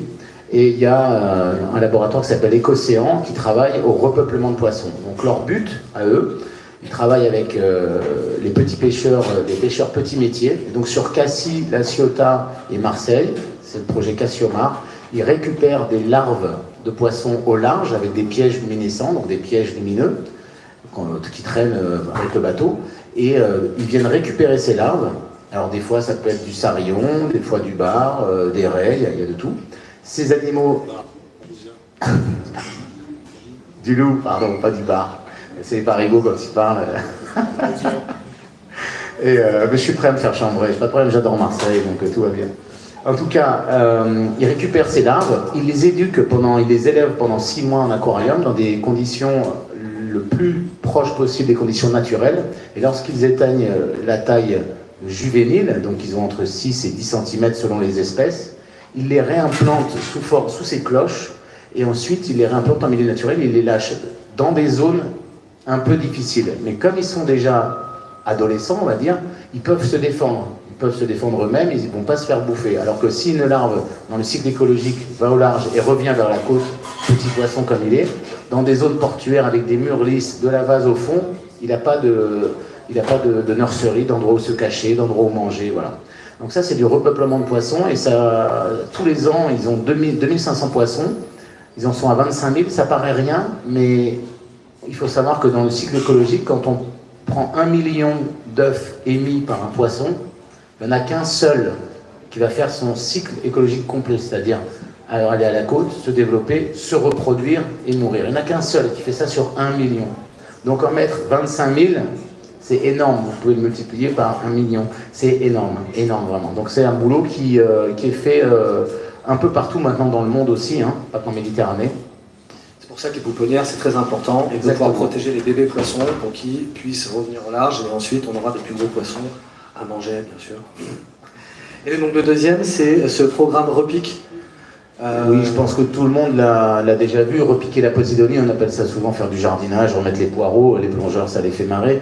C'est vraiment du jardinage, c'est exactement ça. En fait, ça c'est le labo Andromède, qui travaille plutôt vers Beaulieu-sur-Mer, en tout cas dans cette zone-là pour ce programme-là. Tous les ans, ils repiquent pendant des mois des pieds de posidonie qui ont été arrachés par des ancres, par des gros bateaux. Ils récupèrent ces pieds dans des caisses que vous voyez là, en surface, ils les immergent et ensuite ils ont un plan, comme quand votre potager, avec vos ficelles et vous mettez vos allées de poireaux. Ils font exactement pareil, sauf que là c'est des cercles, ils quadrillent des zones, un peu ce que vous avez fait aussi dans la lagune, quand vous avez remis des plantes dans la lagune. C'est exactement pareil, on quadrille et on essaye de repeupler des zones qui étaient toutes sèches, il n'y avait plus rien. Sauf que là, ça a combien de mètres de fond? Là, on est sur 20 mètres de fond. Et donc Voilà. Du coup, ça coûte cher à faire quand même. Alors justement, c'est marrant ce que tu dis parce qu'on parlait de science participative. Il y a beaucoup de gens qui aimeraient, des plongeurs passionnés, repiquer de la posidonie. Alors c'est une espèce protégée, il faut un protocole et comme tu dis si bien Pierre, il faut l'encadrer cette activité. C'est-à-dire que moi je serais ravi que beaucoup de plongeurs puissent repiquer de la posidonie. Néanmoins, il y a une méthode, il y a un process où on la met, dans quel cadre. Bon, tout ça, il faut que ça soit cadré, donc ça peut se faire. Il y a encore du travail à faire. En tout cas, oui, c'est des programmes qui coûtent un peu d'argent. Malgré tout, j'ai pas les chiffres en tête au nombre d'hectares, mais ils ont commencé ça se repeuple, ça fait 4 ans que ça existe. Et ça donne de bons résultats. Vraiment, 250 millions par an. D'accord. 250 millions de pieds d'euros. Ah. 250 000 euros. Les chiffres, c'est l'expert. C'est 250 000 euros de travail pour 5 semaines en fait. Et pour le coup, non, ça ne peut pas être fait par des bénévoles. Hein. C'est des gens qui sont classés professionnellement pour travailler sous l'eau. Hein. C'est un métier, quoi. Voilà. Donc c'est ce que j'ai dit tout à l'heure, c'est typiquement le genre de truc, moi, c'est sûr que ça peut être sympa d'avoir plein de bénévoles qui plaignent tout là, mais si c'est des gens qui ont été formés, qui sont diplômés ministère du Travail pour travailler sous l'eau, etc., ça a des conditions particulières. Voilà. Donc c'est pas un travail qui peut être fait par des bénévoles. Du coup, ce tarif, il a été la base pour un tribunal pour sanctionner quelqu'un qui avait un gros yacht, qui avait arraché de la posidonie. Donc du coup, maintenant, on voit qu'il y a moins de personnes qui font n'importe quoi, parce que maintenant, ça y est, la sanction tombe, grâce à ce prix qu'on sait. C'est un peu plus compliqué que ça. J'évoquais tout à l'heure rapidement la baie de Posidonie. Donc, en 2022, on s'est rapproché de la préfecture maritime de Toulon pour essayer de voir comment on pouvait faire évoluer la réglementation, parce que notamment les bateaux de plus de 20 mètres, en gros, impactaient de façon significative l'herbier, quoi. Et pour le coup, la bonne santé de l'herbier, on doit en rendre compte, en fait, notamment au titre des règlements européens ou des conventions internationales. Donc, à un moment donné, on commençait à se faire rattraper un peu par la police européenne, la police internationale. Et donc le préfet maritime s'est vraiment penché sur le sujet et il a dit banco, on réglemente. Du coup, entre l'été 2022 et l'été 2023, alors qu'il n'y avait pas encore de procédure de condamnation, sur la simple information et le bouche à oreille, il y a eu plus de 90 à 95% de mouillage en moins sur l'herbier. Et moi qui travaille sur le sujet depuis longtemps, je ne pensais jamais voir ça en fait. Je pensais que tous les ans on perdait des super herbiers. Et finalement, de 89 à 2022, on a fait des plaquettes, de la sensibilisation, de l'éducation, de la formation de plongeurs, des colloques pour les enfants, pour les grands, pour les adultes, etc. Et tous les ans on perdait de l'herbier. Et puis là, le préfet maritime il a dit stop. Je mandate mes services pour verbaliser. Et en même pas une année, on baisse de 90% l'impact sur l'herbier. Ça peut nous interroger finalement, autant le cœur il dit super, on sensibilise, autant la tête elle dit vaut mieux avoir une bonne réglementation qui fonctionne, parce que moins c'est efficace. Alors où c'est intéressant, qu'on applique surtout. Où c'est intéressant, c'est que lever un PV c'est bien, passer au tribunal c'est encore mieux, faire condamner c'est encore mieux, et puis récupérer l'argent de la condamnation c'est encore mieux. Mais pour le coup la dynamique elle est en place, puisque il y a actuellement une dizaine de procès qui sont en cours, traité par le tribunal maritime de Marseille vis-à-vis de capitaines récidivistes, hein, Vous voyez qu'encore la loi elle est un peu souple, la récidiviste. Et moi j'ai été amené à témoigner sur le premier cas de condamnation qui était un capitaine polonais. C'est-à-dire que l'État français est allé chercher le capitaine polonais en Pologne. Hein, c'est-à-dire que là du coup on a quand même changé de braquet par rapport à l'application de la protection des herbiers. Et le capitaine a été condamné pour deux choses. 30 000 € pour s'être garé dans un endroit où il ne peut pas se garer. En gros, le PV qu'on prend tous quand on ne se gare pas où il faut. Quoi. Et 350 000 € pour réparation du préjudice écologique. C'est-à-dire 350 000 € qui vont alimenter un fonds qui va permettre de faire ce genre d'opération-là. Donc du coup, on est dans un système où effectivement la pression a diminué. On est en capacité de pouvoir réparer les bêtises qu'on a fait. Et ça a plutôt l'air de fonctionner. Et voilà, 89-2022, ce que je disais tout à l'heure, on est sur une histoire de génération. Et pour revenir sur la lagune du Brusque, je rappelle à tout le monde que marcher dans la lagune, c'est une amende de 150 €, enfin 135 m'a dit aujourd'hui le garde nature. Si on met quelqu'un pour l'appliquer, je suis certain qu'il y aura beaucoup de monde qui va se balader dans la lagune. Et pour l'instant, on n'a personne. Et dès qu'on met un gendarme, ça s'arrête. C'est triste de dire ça parce que je ne suis pas trop pro-gendarme, mais bon. C'est la réalité d'une loi de 89 qui est appliquée en 2022. Voilà. En tout cas, pour résumer, dans ton film, on voit des gens, je vous invite à aller le voir sur TV5 Monde. C'est en replay gratuit. Et c'est beaucoup d'optimisme. Et donc, merci pour ton message optimiste, merci à vous. Franck. Merci Pierre. Merci à tout le monde.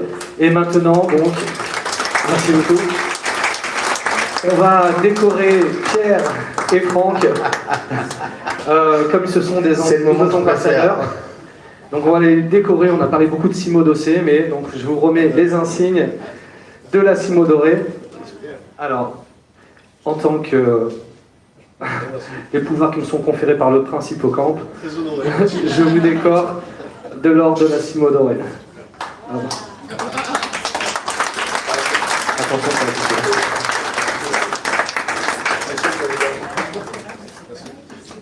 Vous êtes nos ambassadeurs, il va falloir beaucoup travailler et je vais vous donner quelque chose pour faire la route. Non mais travailler ça fait notre quotidien. Oh là là, il y a du pain. Oh, magnifique, magnifique.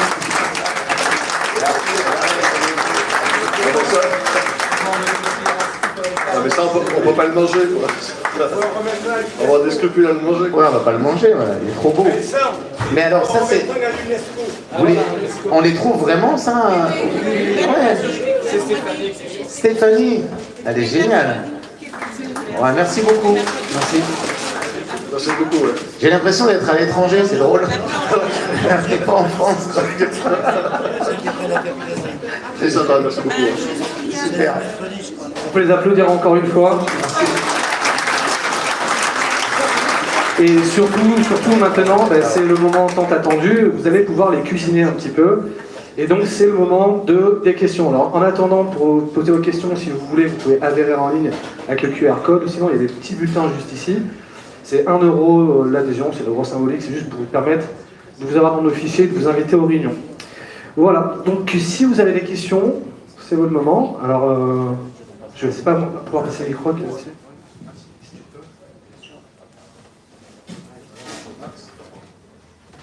C'est moi qui ai le micro qui veut... J'ai cru que vous partiez, excusez-moi. Merci beaucoup, non, je ne suis pas parti. Voilà. Je m'appelle Michael Ritley, j'ai un pointu dans la lagune. C'est un mouillage officiel. Je paye une redevance à la mairie. Et pour rejoindre mon pointu, malgré mes difficultés à le faire, je dois descendre. Puisque mon pointu, il est là.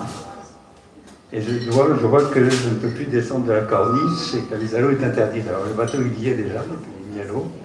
Et pour aller dessus, je suis obligé de marcher dans la lagune. Alors quelles sont les mesures qui doivent être prises et quelles sont les solutions? Parce que j'aimerais bien protéger moi aussi l'environnement et que les petits hippocampes reviennent, mais qui ne m'empêchent pas d'aller sur mon bateau parce que j'aime beaucoup. Moi, je connais une solution, c'est Jésus. Et il n'a pas marché sur l'eau. Bah, voilà, c'est une solution. Bon, bah, je mets un peu d'humour. Malheureusement, c'est moi qui vais répondre. J'ai vu que le moment où je me suis arrêté dans la présentation, on s'était arrangé avec Sylvain avant, donc moi j'ai clairement le rôle du méchant. Je suis arrêté quand tout était négatif et toi c'est tout le positif. Donc je vais continuer sur mon rôle, allons-y. La dernière tranche de travaux du port du Brus, c'était des travaux d'aménagement, en aucun cas des travaux d'agrandissement du port. Ce qui veut dire qu'en théorie, tous les pointus devaient partir dans le port. Ça c'est un premier fait. De là, les pointus sont restés là où ils sont. Moi, personnellement, je rêverais d'avoir un pointu. Et je rêverais de l'avoir là où vous avez le vote, donc je vous jetterai surtout pas la pierre. Si je peux avoir le pointu au même endroit, je l'aurai aussi. D'ailleurs, historiquement, les pointus, ils ont été toujours dans cette partie parce qu'ils étaient protégés par ce fameux récif, j'insiste là-dessus. C'était une très bonne idée de mettre un port à cet emplacement. Il y avait déjà une protection naturelle. Sauf qu'à force de vouloir rajouter des anneaux, pas que ici. J'accable personne, loin de là. Mais le long de notre littoral, port Méditerranée par exemple, pour citer un des derniers qui a été créé, bien entendu, plus on va vouloir d'anneaux, on veut tous un bateau, on veut tous accéder à la mer, il faut accepter aussi qu'il y a des conséquences à ça, et il faut savoir faire des compromis.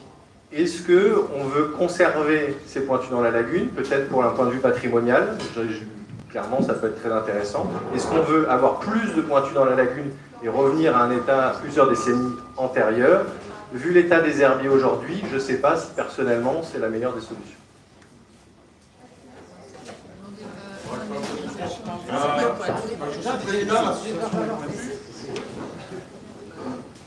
Donc, je suis le président de l'association des pointus du Brus. Donc ce qu'il faut savoir, c'est qu'avant il y avait 400 bateaux en mouillage sauvage, d'accord. Il y a peut-être 15 ans maintenant où ça a été nettoyé, il y a eu un mouillage réglementé, on était à 120 bateaux. Là, le dernier AOT qui est sur le point d'être signé, etc., c'est 60 bateaux. 60 bateaux, dont notamment beaucoup avec un ponton en bois qui va être agrandi. Il faut savoir que nous, tout ce qui a été dit au niveau scientifique, moi j'ai un petit cursus biologique, donc je sais ce que c'est, on est favorable, nous, bien entendu. Et on fait, avec nos pointus, on fait quand même très attention. C'est notre lieu de plaisir, c'est notre lieu de vie. Donc on fait vraiment attention à l'écologie, etc. Après, c'est sûr, c'est des bateaux à moteur, mais c'est quand même des bateaux patrimoniaux. Donc, quand on est d'ici, quand vous voyez le nombre de touristes qui viennent pour voir cette image-là aussi, je veux dire, on a quand même c'est nécessaire qu'on soit, pour nous, dans la lagune. Après, vous faites un parallèle entre le port et la lagune, et donc l'AOT au niveau du Brus. Bon, nous, quand on voit qu'ils plantent des queues comme ça dans le port, et que nous on met des poteaux en bois comme ça, pour nous ça n'a rien à voir. Hein. Nous on n'assimile pas là où on est à une extension du port. Nous c'est juste que quand la réglementation a été faite et qu'ils voulaient enlever tous les bateaux, on a défendu les pointus, parce que les pointus c'est des pointus en bois, si on les met à quai, ils sèchent, ils sont morts. Donc c'est pour ça qu'on s'est monté en association. Et donc les autorisations d'occupation temporaire qui nous permettent légalement d'être dans la lagune, elles sont renouvelées. Et donc nous, on fait notre maximum pour respecter les lieux. Voilà. Après, c'est vrai qu'il y a des bateaux sur la ligne qui nécessitent une toute petite mise à l'eau pour y aller, à pied, avec un piétinement, certes, mais bon, il n'y a pas d'autre choix pour l'instant. Donc là, normalement, toute la zone qui est devant la maison du patrimoine devrait, si ça arrive au bout, parce que c'est vrai que la lenteur administrative avec la DDTM, la préfecture, Natura 2000, le conservatoire du littoral, etc., vous y êtes confrontés, mais nous on y a été confrontés aussi. Donc normalement ça devrait être mis en place bientôt, et donc il y aurait beaucoup moins de piétinement de la lagune. Donc après je pense qu'on va tous dans le même sens, et concernant la ligne de pointu qu'il y a, la mairie pourrait très bien faire un encorbeillement pris sur les rochers, donc non impactant au niveau du sol marin, et ça arrangerait les propriétaires de bateaux, et ça éviterait aussi un piétinement sur cette zone-là. Et donc peut-être cette zone-là, il n'y aurait pas besoin de mettre des canivelles.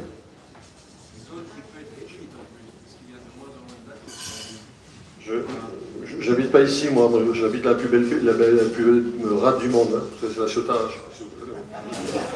Il y a des pointus là-bas aussi. Exactement, vous doutez. Non, mais ce que je veux dire, c'est qu'en fait, il ne faut pas tomber dans le piège d'opposer les usages au milieu, en fait. Ça fait, votre échange me fait penser à ça. De toute façon, c'est-à-dire que là, il y a depuis que la réunion est dite, etc., on entend beaucoup de choses, on veut lever les pointus, on veut ceci. Donc moi, je ne suis pas là dans un souci de confrontation, mais justement de... Ça a été dit, donc c'est pour ça que l'association est assez nombreux, parce qu'on est inquiets, et nous, je pense qu'il vaut mieux travailler ensemble plutôt que contre. Non, mais j'entends bien, mais je vais aller dans votre sens. C'est-à-dire que c'est un signe Natura 2000. Le principe de Natura 2000, c'est pas d'exclure les gens du territoire pour faire de la biologie. Hein. Donc du coup, par contre, effectivement, il faut trouver le juste milieu entre les activités humaines. Hein. Donc on a tous besoin de ponts, on a tous besoin de rogers, on a tous besoin de routes, on a tous besoin de passer du temps à la plage, machin, etc. Donc voilà, et il faut regarder finalement où se situe ce juste milieu. Et dans le cas de la lagune du Brusque, franchement, il y a quand même beaucoup de choses à faire avant d'arriver à se dire qu'il faut réguler 4 pointus sur la zone, il me semble. Donc du coup, voilà. Donc, du coup, je pense qu'il faut focaliser les énergies sur tout ce qu'il faut faire en matière de restauration, de machin, etc. Et plus, en fait, le milieu ira mieux, ira en bonne santé, plus les gens seront aussi enclins à vouloir discuter et accepter un certain nombre de règles d'organisation. Mais si d'emblée vous êtes dans une opposition entre ceux qui veulent protéger le milieu et ceux qui veulent pratiquer leur usage, c'est sûr que ça va coincer, ça fera avancer personne. Hein. J'ai les malheurs, je pêche, je chasse, j'ai un bateau, je vais à la plage des fois, etc. Et ça ne m'empêche pas d'être un peu cohérent avec ce que je veux faire en matière de milieu. Donc c'est pas incompatible. Voilà. Ce que je veux dire, c'est que c'est pas incompatible, ça. Il faut juste, à un moment donné, dépassionner le plus possible, essayer de travailler ensemble, et on prend le temps. Enfin, vous savez, le fait de dire que ça prend du temps de génération, mais c'est bien aussi, parce que ça permet des fois de lisser les à-coups, machin, etc., et de construire. Ce qui est important, c'est la trajectoire dans laquelle on s'inscrit. C'est pas forcément la pente, en fait. Hein. Voilà. Donc ce qui est important, c'est petit pas par petit pas, on avance, et on fait des petits clics et on réussit à avancer là-dessus. Et il y a plein de secteurs, enfin, moi je connais plein de secteurs sur lesquels, y compris où j'habite, hein, où il y a des débats métaphysiques sur la plaisance, la protection du milieu, etc. Et dès qu'on dépassionne les trucs, on met les gens, qu'on regarde, tombez pas dans les des oppositions. Que sur les 400 bateaux, il ne reste plus que des bateaux patrimoniaux, que tous les bateaux plastiques ont dans un premier temps été enlevés, et que donc là, il y a peut-être 2 ans, il y avait une centaine de bateaux, là ça tombe à 60. Voilà, par rapport à l'image de carte postale et les contraintes écologiques, je pense qu'on est dans le bon sens. Et c'était le but de cette réunion, c'est d'avoir des informations, que vous puissiez aussi exprimer votre point de vue, et que le monde ait de quoi réfléchir là-dessus. Et bien sûr qu'on travaillera ensemble, tous ensemble, avec la... Oui, puisque moi, ce que je trouve intéressant, là, et n'étant pas passionné par le débat, parce que j'habite pas ici, c'est de vous entendre. Et il y a certainement d'autres personnes qui ont d'autres choses à dire, pas que sur les pointus, mais sur d'autres choses. C'est la concertation. Et on parlait de l'absence de comité de pilotage. Et c'est très bien que cette association elle existe, parce que à travers le côté fantasque de cette association, il peut y avoir un vrai comité de pilotage qui peut être là décidé ce soir entre l'association des Pointus, l'Institut Paul Ricard et que sais-je, encore des gens, monsieur, et travailler ensemble et se voir tous les mois à échéance régulière pour essayer de construire ensemble quelque chose qui va aller vers la restauration écologique de cette lagune. Ben, ça serait formidable. Moi, je trouve que c'est formidable d'avoir un premier pas et on se fout pas sur la gueule, et c'est pas mal quand même de discuter ensemble, et je trouve ça très, très, très bien de mon point de vue, je trouve ça très beau. Merci Franck. Est-ce qu'il y a d'autres questions ou d'autres remarques? Oui. Je profite qu'il y a des scientifiques ici. Je me pose toujours la question de savoir si le nombre de bateaux qui fréquentent les différents mouillages des Ambiers pendant l'été, dont des bateaux moteurs qui vont extrêmement vite, qui traversent la baie à toute vitesse, qui polluent.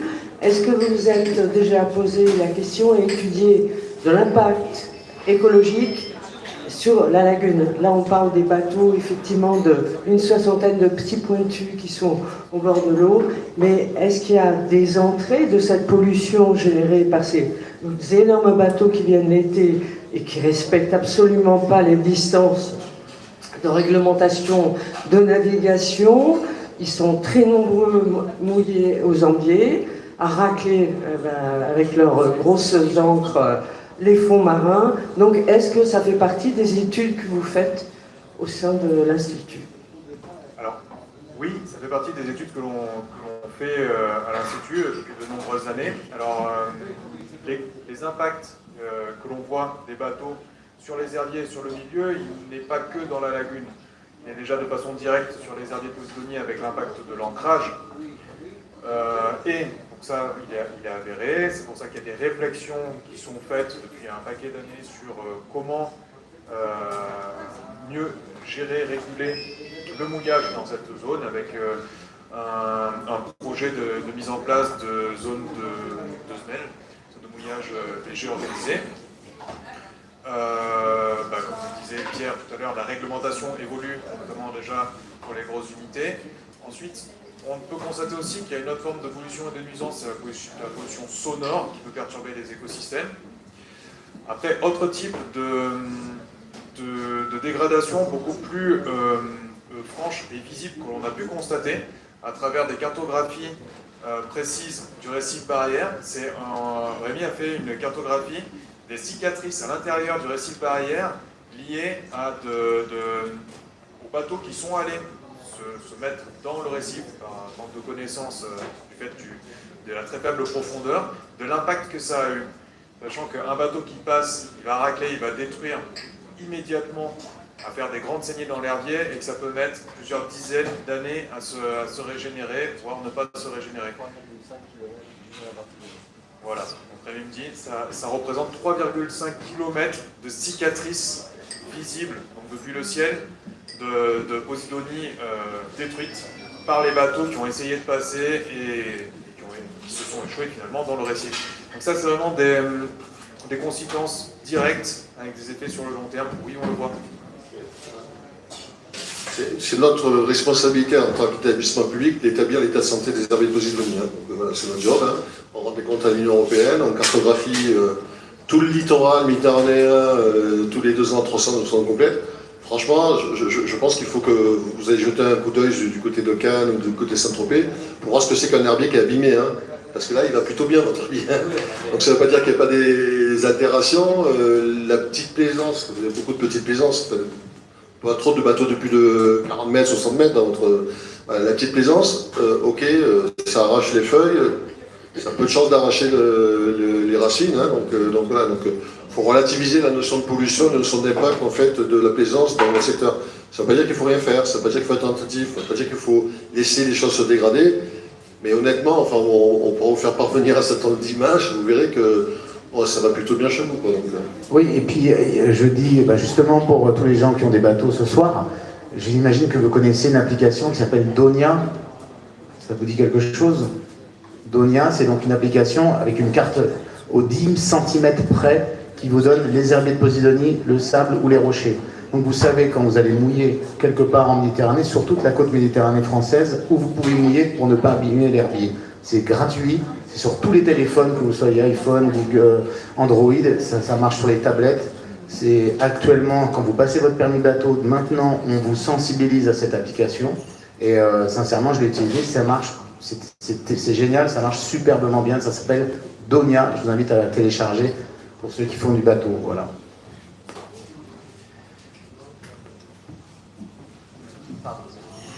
Oui. Que j'emmène personne avec moi. Je pêche au gros, là. Oui. Je veux juste rebondir sur ce que Vincent avait dit à Pierre. Et Pierre a répondu enfin, un peu en bottant en touche. Vincent a demandé à Pierre si on pouvait s'inscrire à l'UNESCO. Donc je pense que Vincent savait que c'était une boutade. Mais personnellement, moi, on passe ça comme une boutade, et plutôt que de répondre simplement négativement, j'aurais aimé connaître les critères qu'il faut remplir pour rentrer dans ce cadre de l'UNESCO. Et savoir, éventuellement, où en étaient les différentes actions que nous menons, pour s'inscrire, si on en est loin, si le finish dans des décennies, vous voyez, ça m'aurait plu. Voilà. En fait, déjà, il faut savoir quel type de classement vous voulez de la part de l'UNESCO. parce que l'UNESCO, c'est pas un classement, il y a une vingtaine ou 25 types de classements différents en fait. Hein. Vous savez, il y a des villes côtières, par exemple, qui sont classées au titre de patrimoine de l'UNESCO, il y a des monuments historiques, et il y a des sites naturels. Donc déjà, la question, c'est de savoir quel type de classement vous voulez. Quoi. Donc, et ensuite, ce qui est important aussi, c'est de montrer au niveau de l'UNESCO le caractère particulier et spécifique en fait, de la zone en question.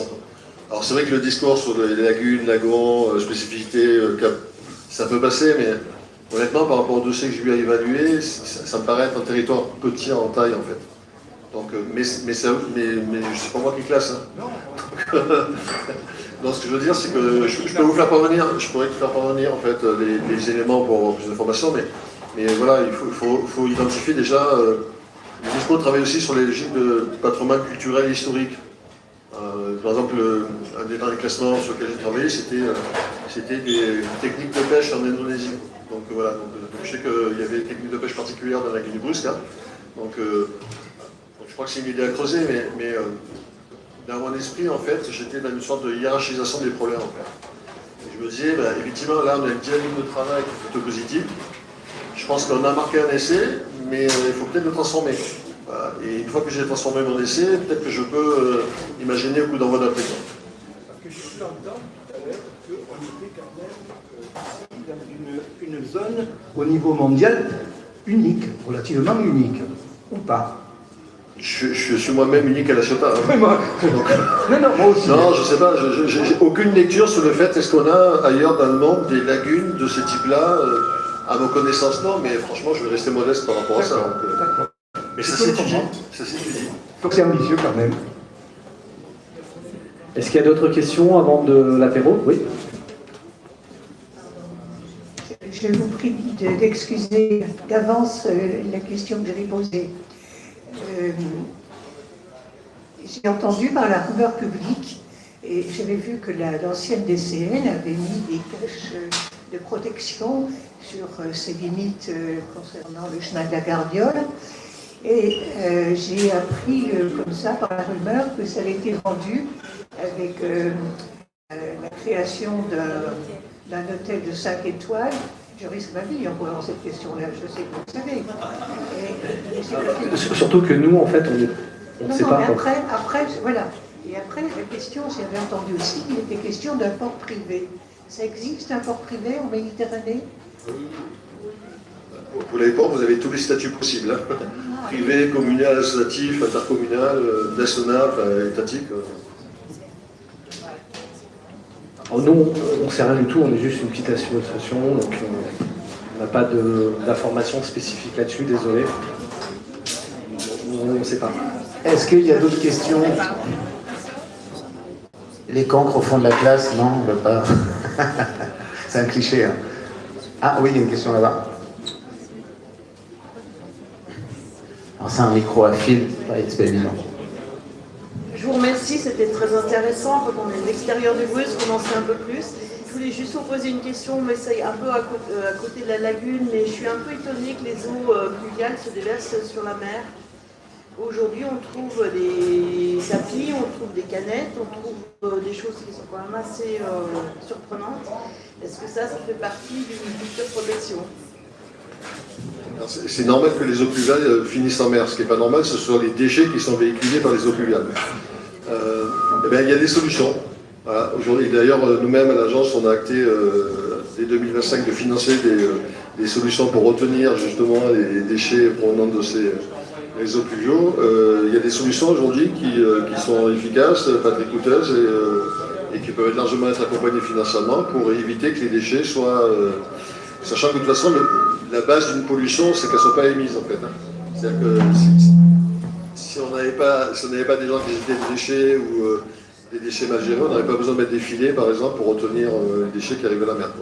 Donc non, il y a des solutions, mais peut-être que c'est partie des points qui pourraient être ajoutés dans la liste que vous avez. Voilà, donc il y a un gros travail, on est en train de discuter actuellement avec la région sud, hein, notamment l'agence régionale de biodiversité, pour définir en fait un partenariat commun et arriver à financer 80-90% du coût en fait de ces installations auprès des communes en fait. Donc du coup Donc ça va être, je pense, assez attractif vis-à-vis des collectivités. Par contre, aujourd'hui, il n'y a aucune obligation pour la collectivité de le faire. Voilà. Peut-être que demain, il y aura des obligations, mais en tout cas, c'est un sujet qui je vais formuler différemment. Aujourd'hui, par rapport aux problématiques qu'on a à gérer en matière d'écologie, on a dans quasiment tout le temps la solution technique, le cadre réglementaire et les moyens financiers. Ce qui manque, ce que j'arrive pas moi à comprendre, c'est pourquoi on passe pas à l'acte. Et donc souvent, c'est une question de volonté et de responsabilité, quoi. Alors, voilà, donc c'est tout l'intérêt aussi de faire de lobbying, hein, donc voilà, de bouger les choses. Mais en tout cas, on regarde des difficultés, enfin des problématiques qu'on a gérées en zone littorale, les solutions elles existent en fait.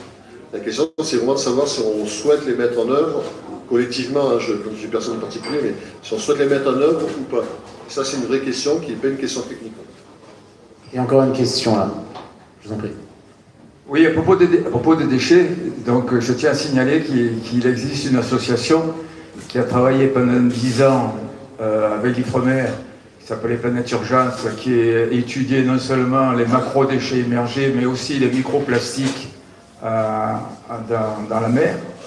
Et actuellement, cette association a une base de kayak à qui on donne des filets oursins pour que les gens ramassent, que ce soit sur l'eau qui flotte, que ce soit au fond de l'eau ou que ce soit sur les plages, qui ramassent tout ce qu'ils trouvent comme déchets.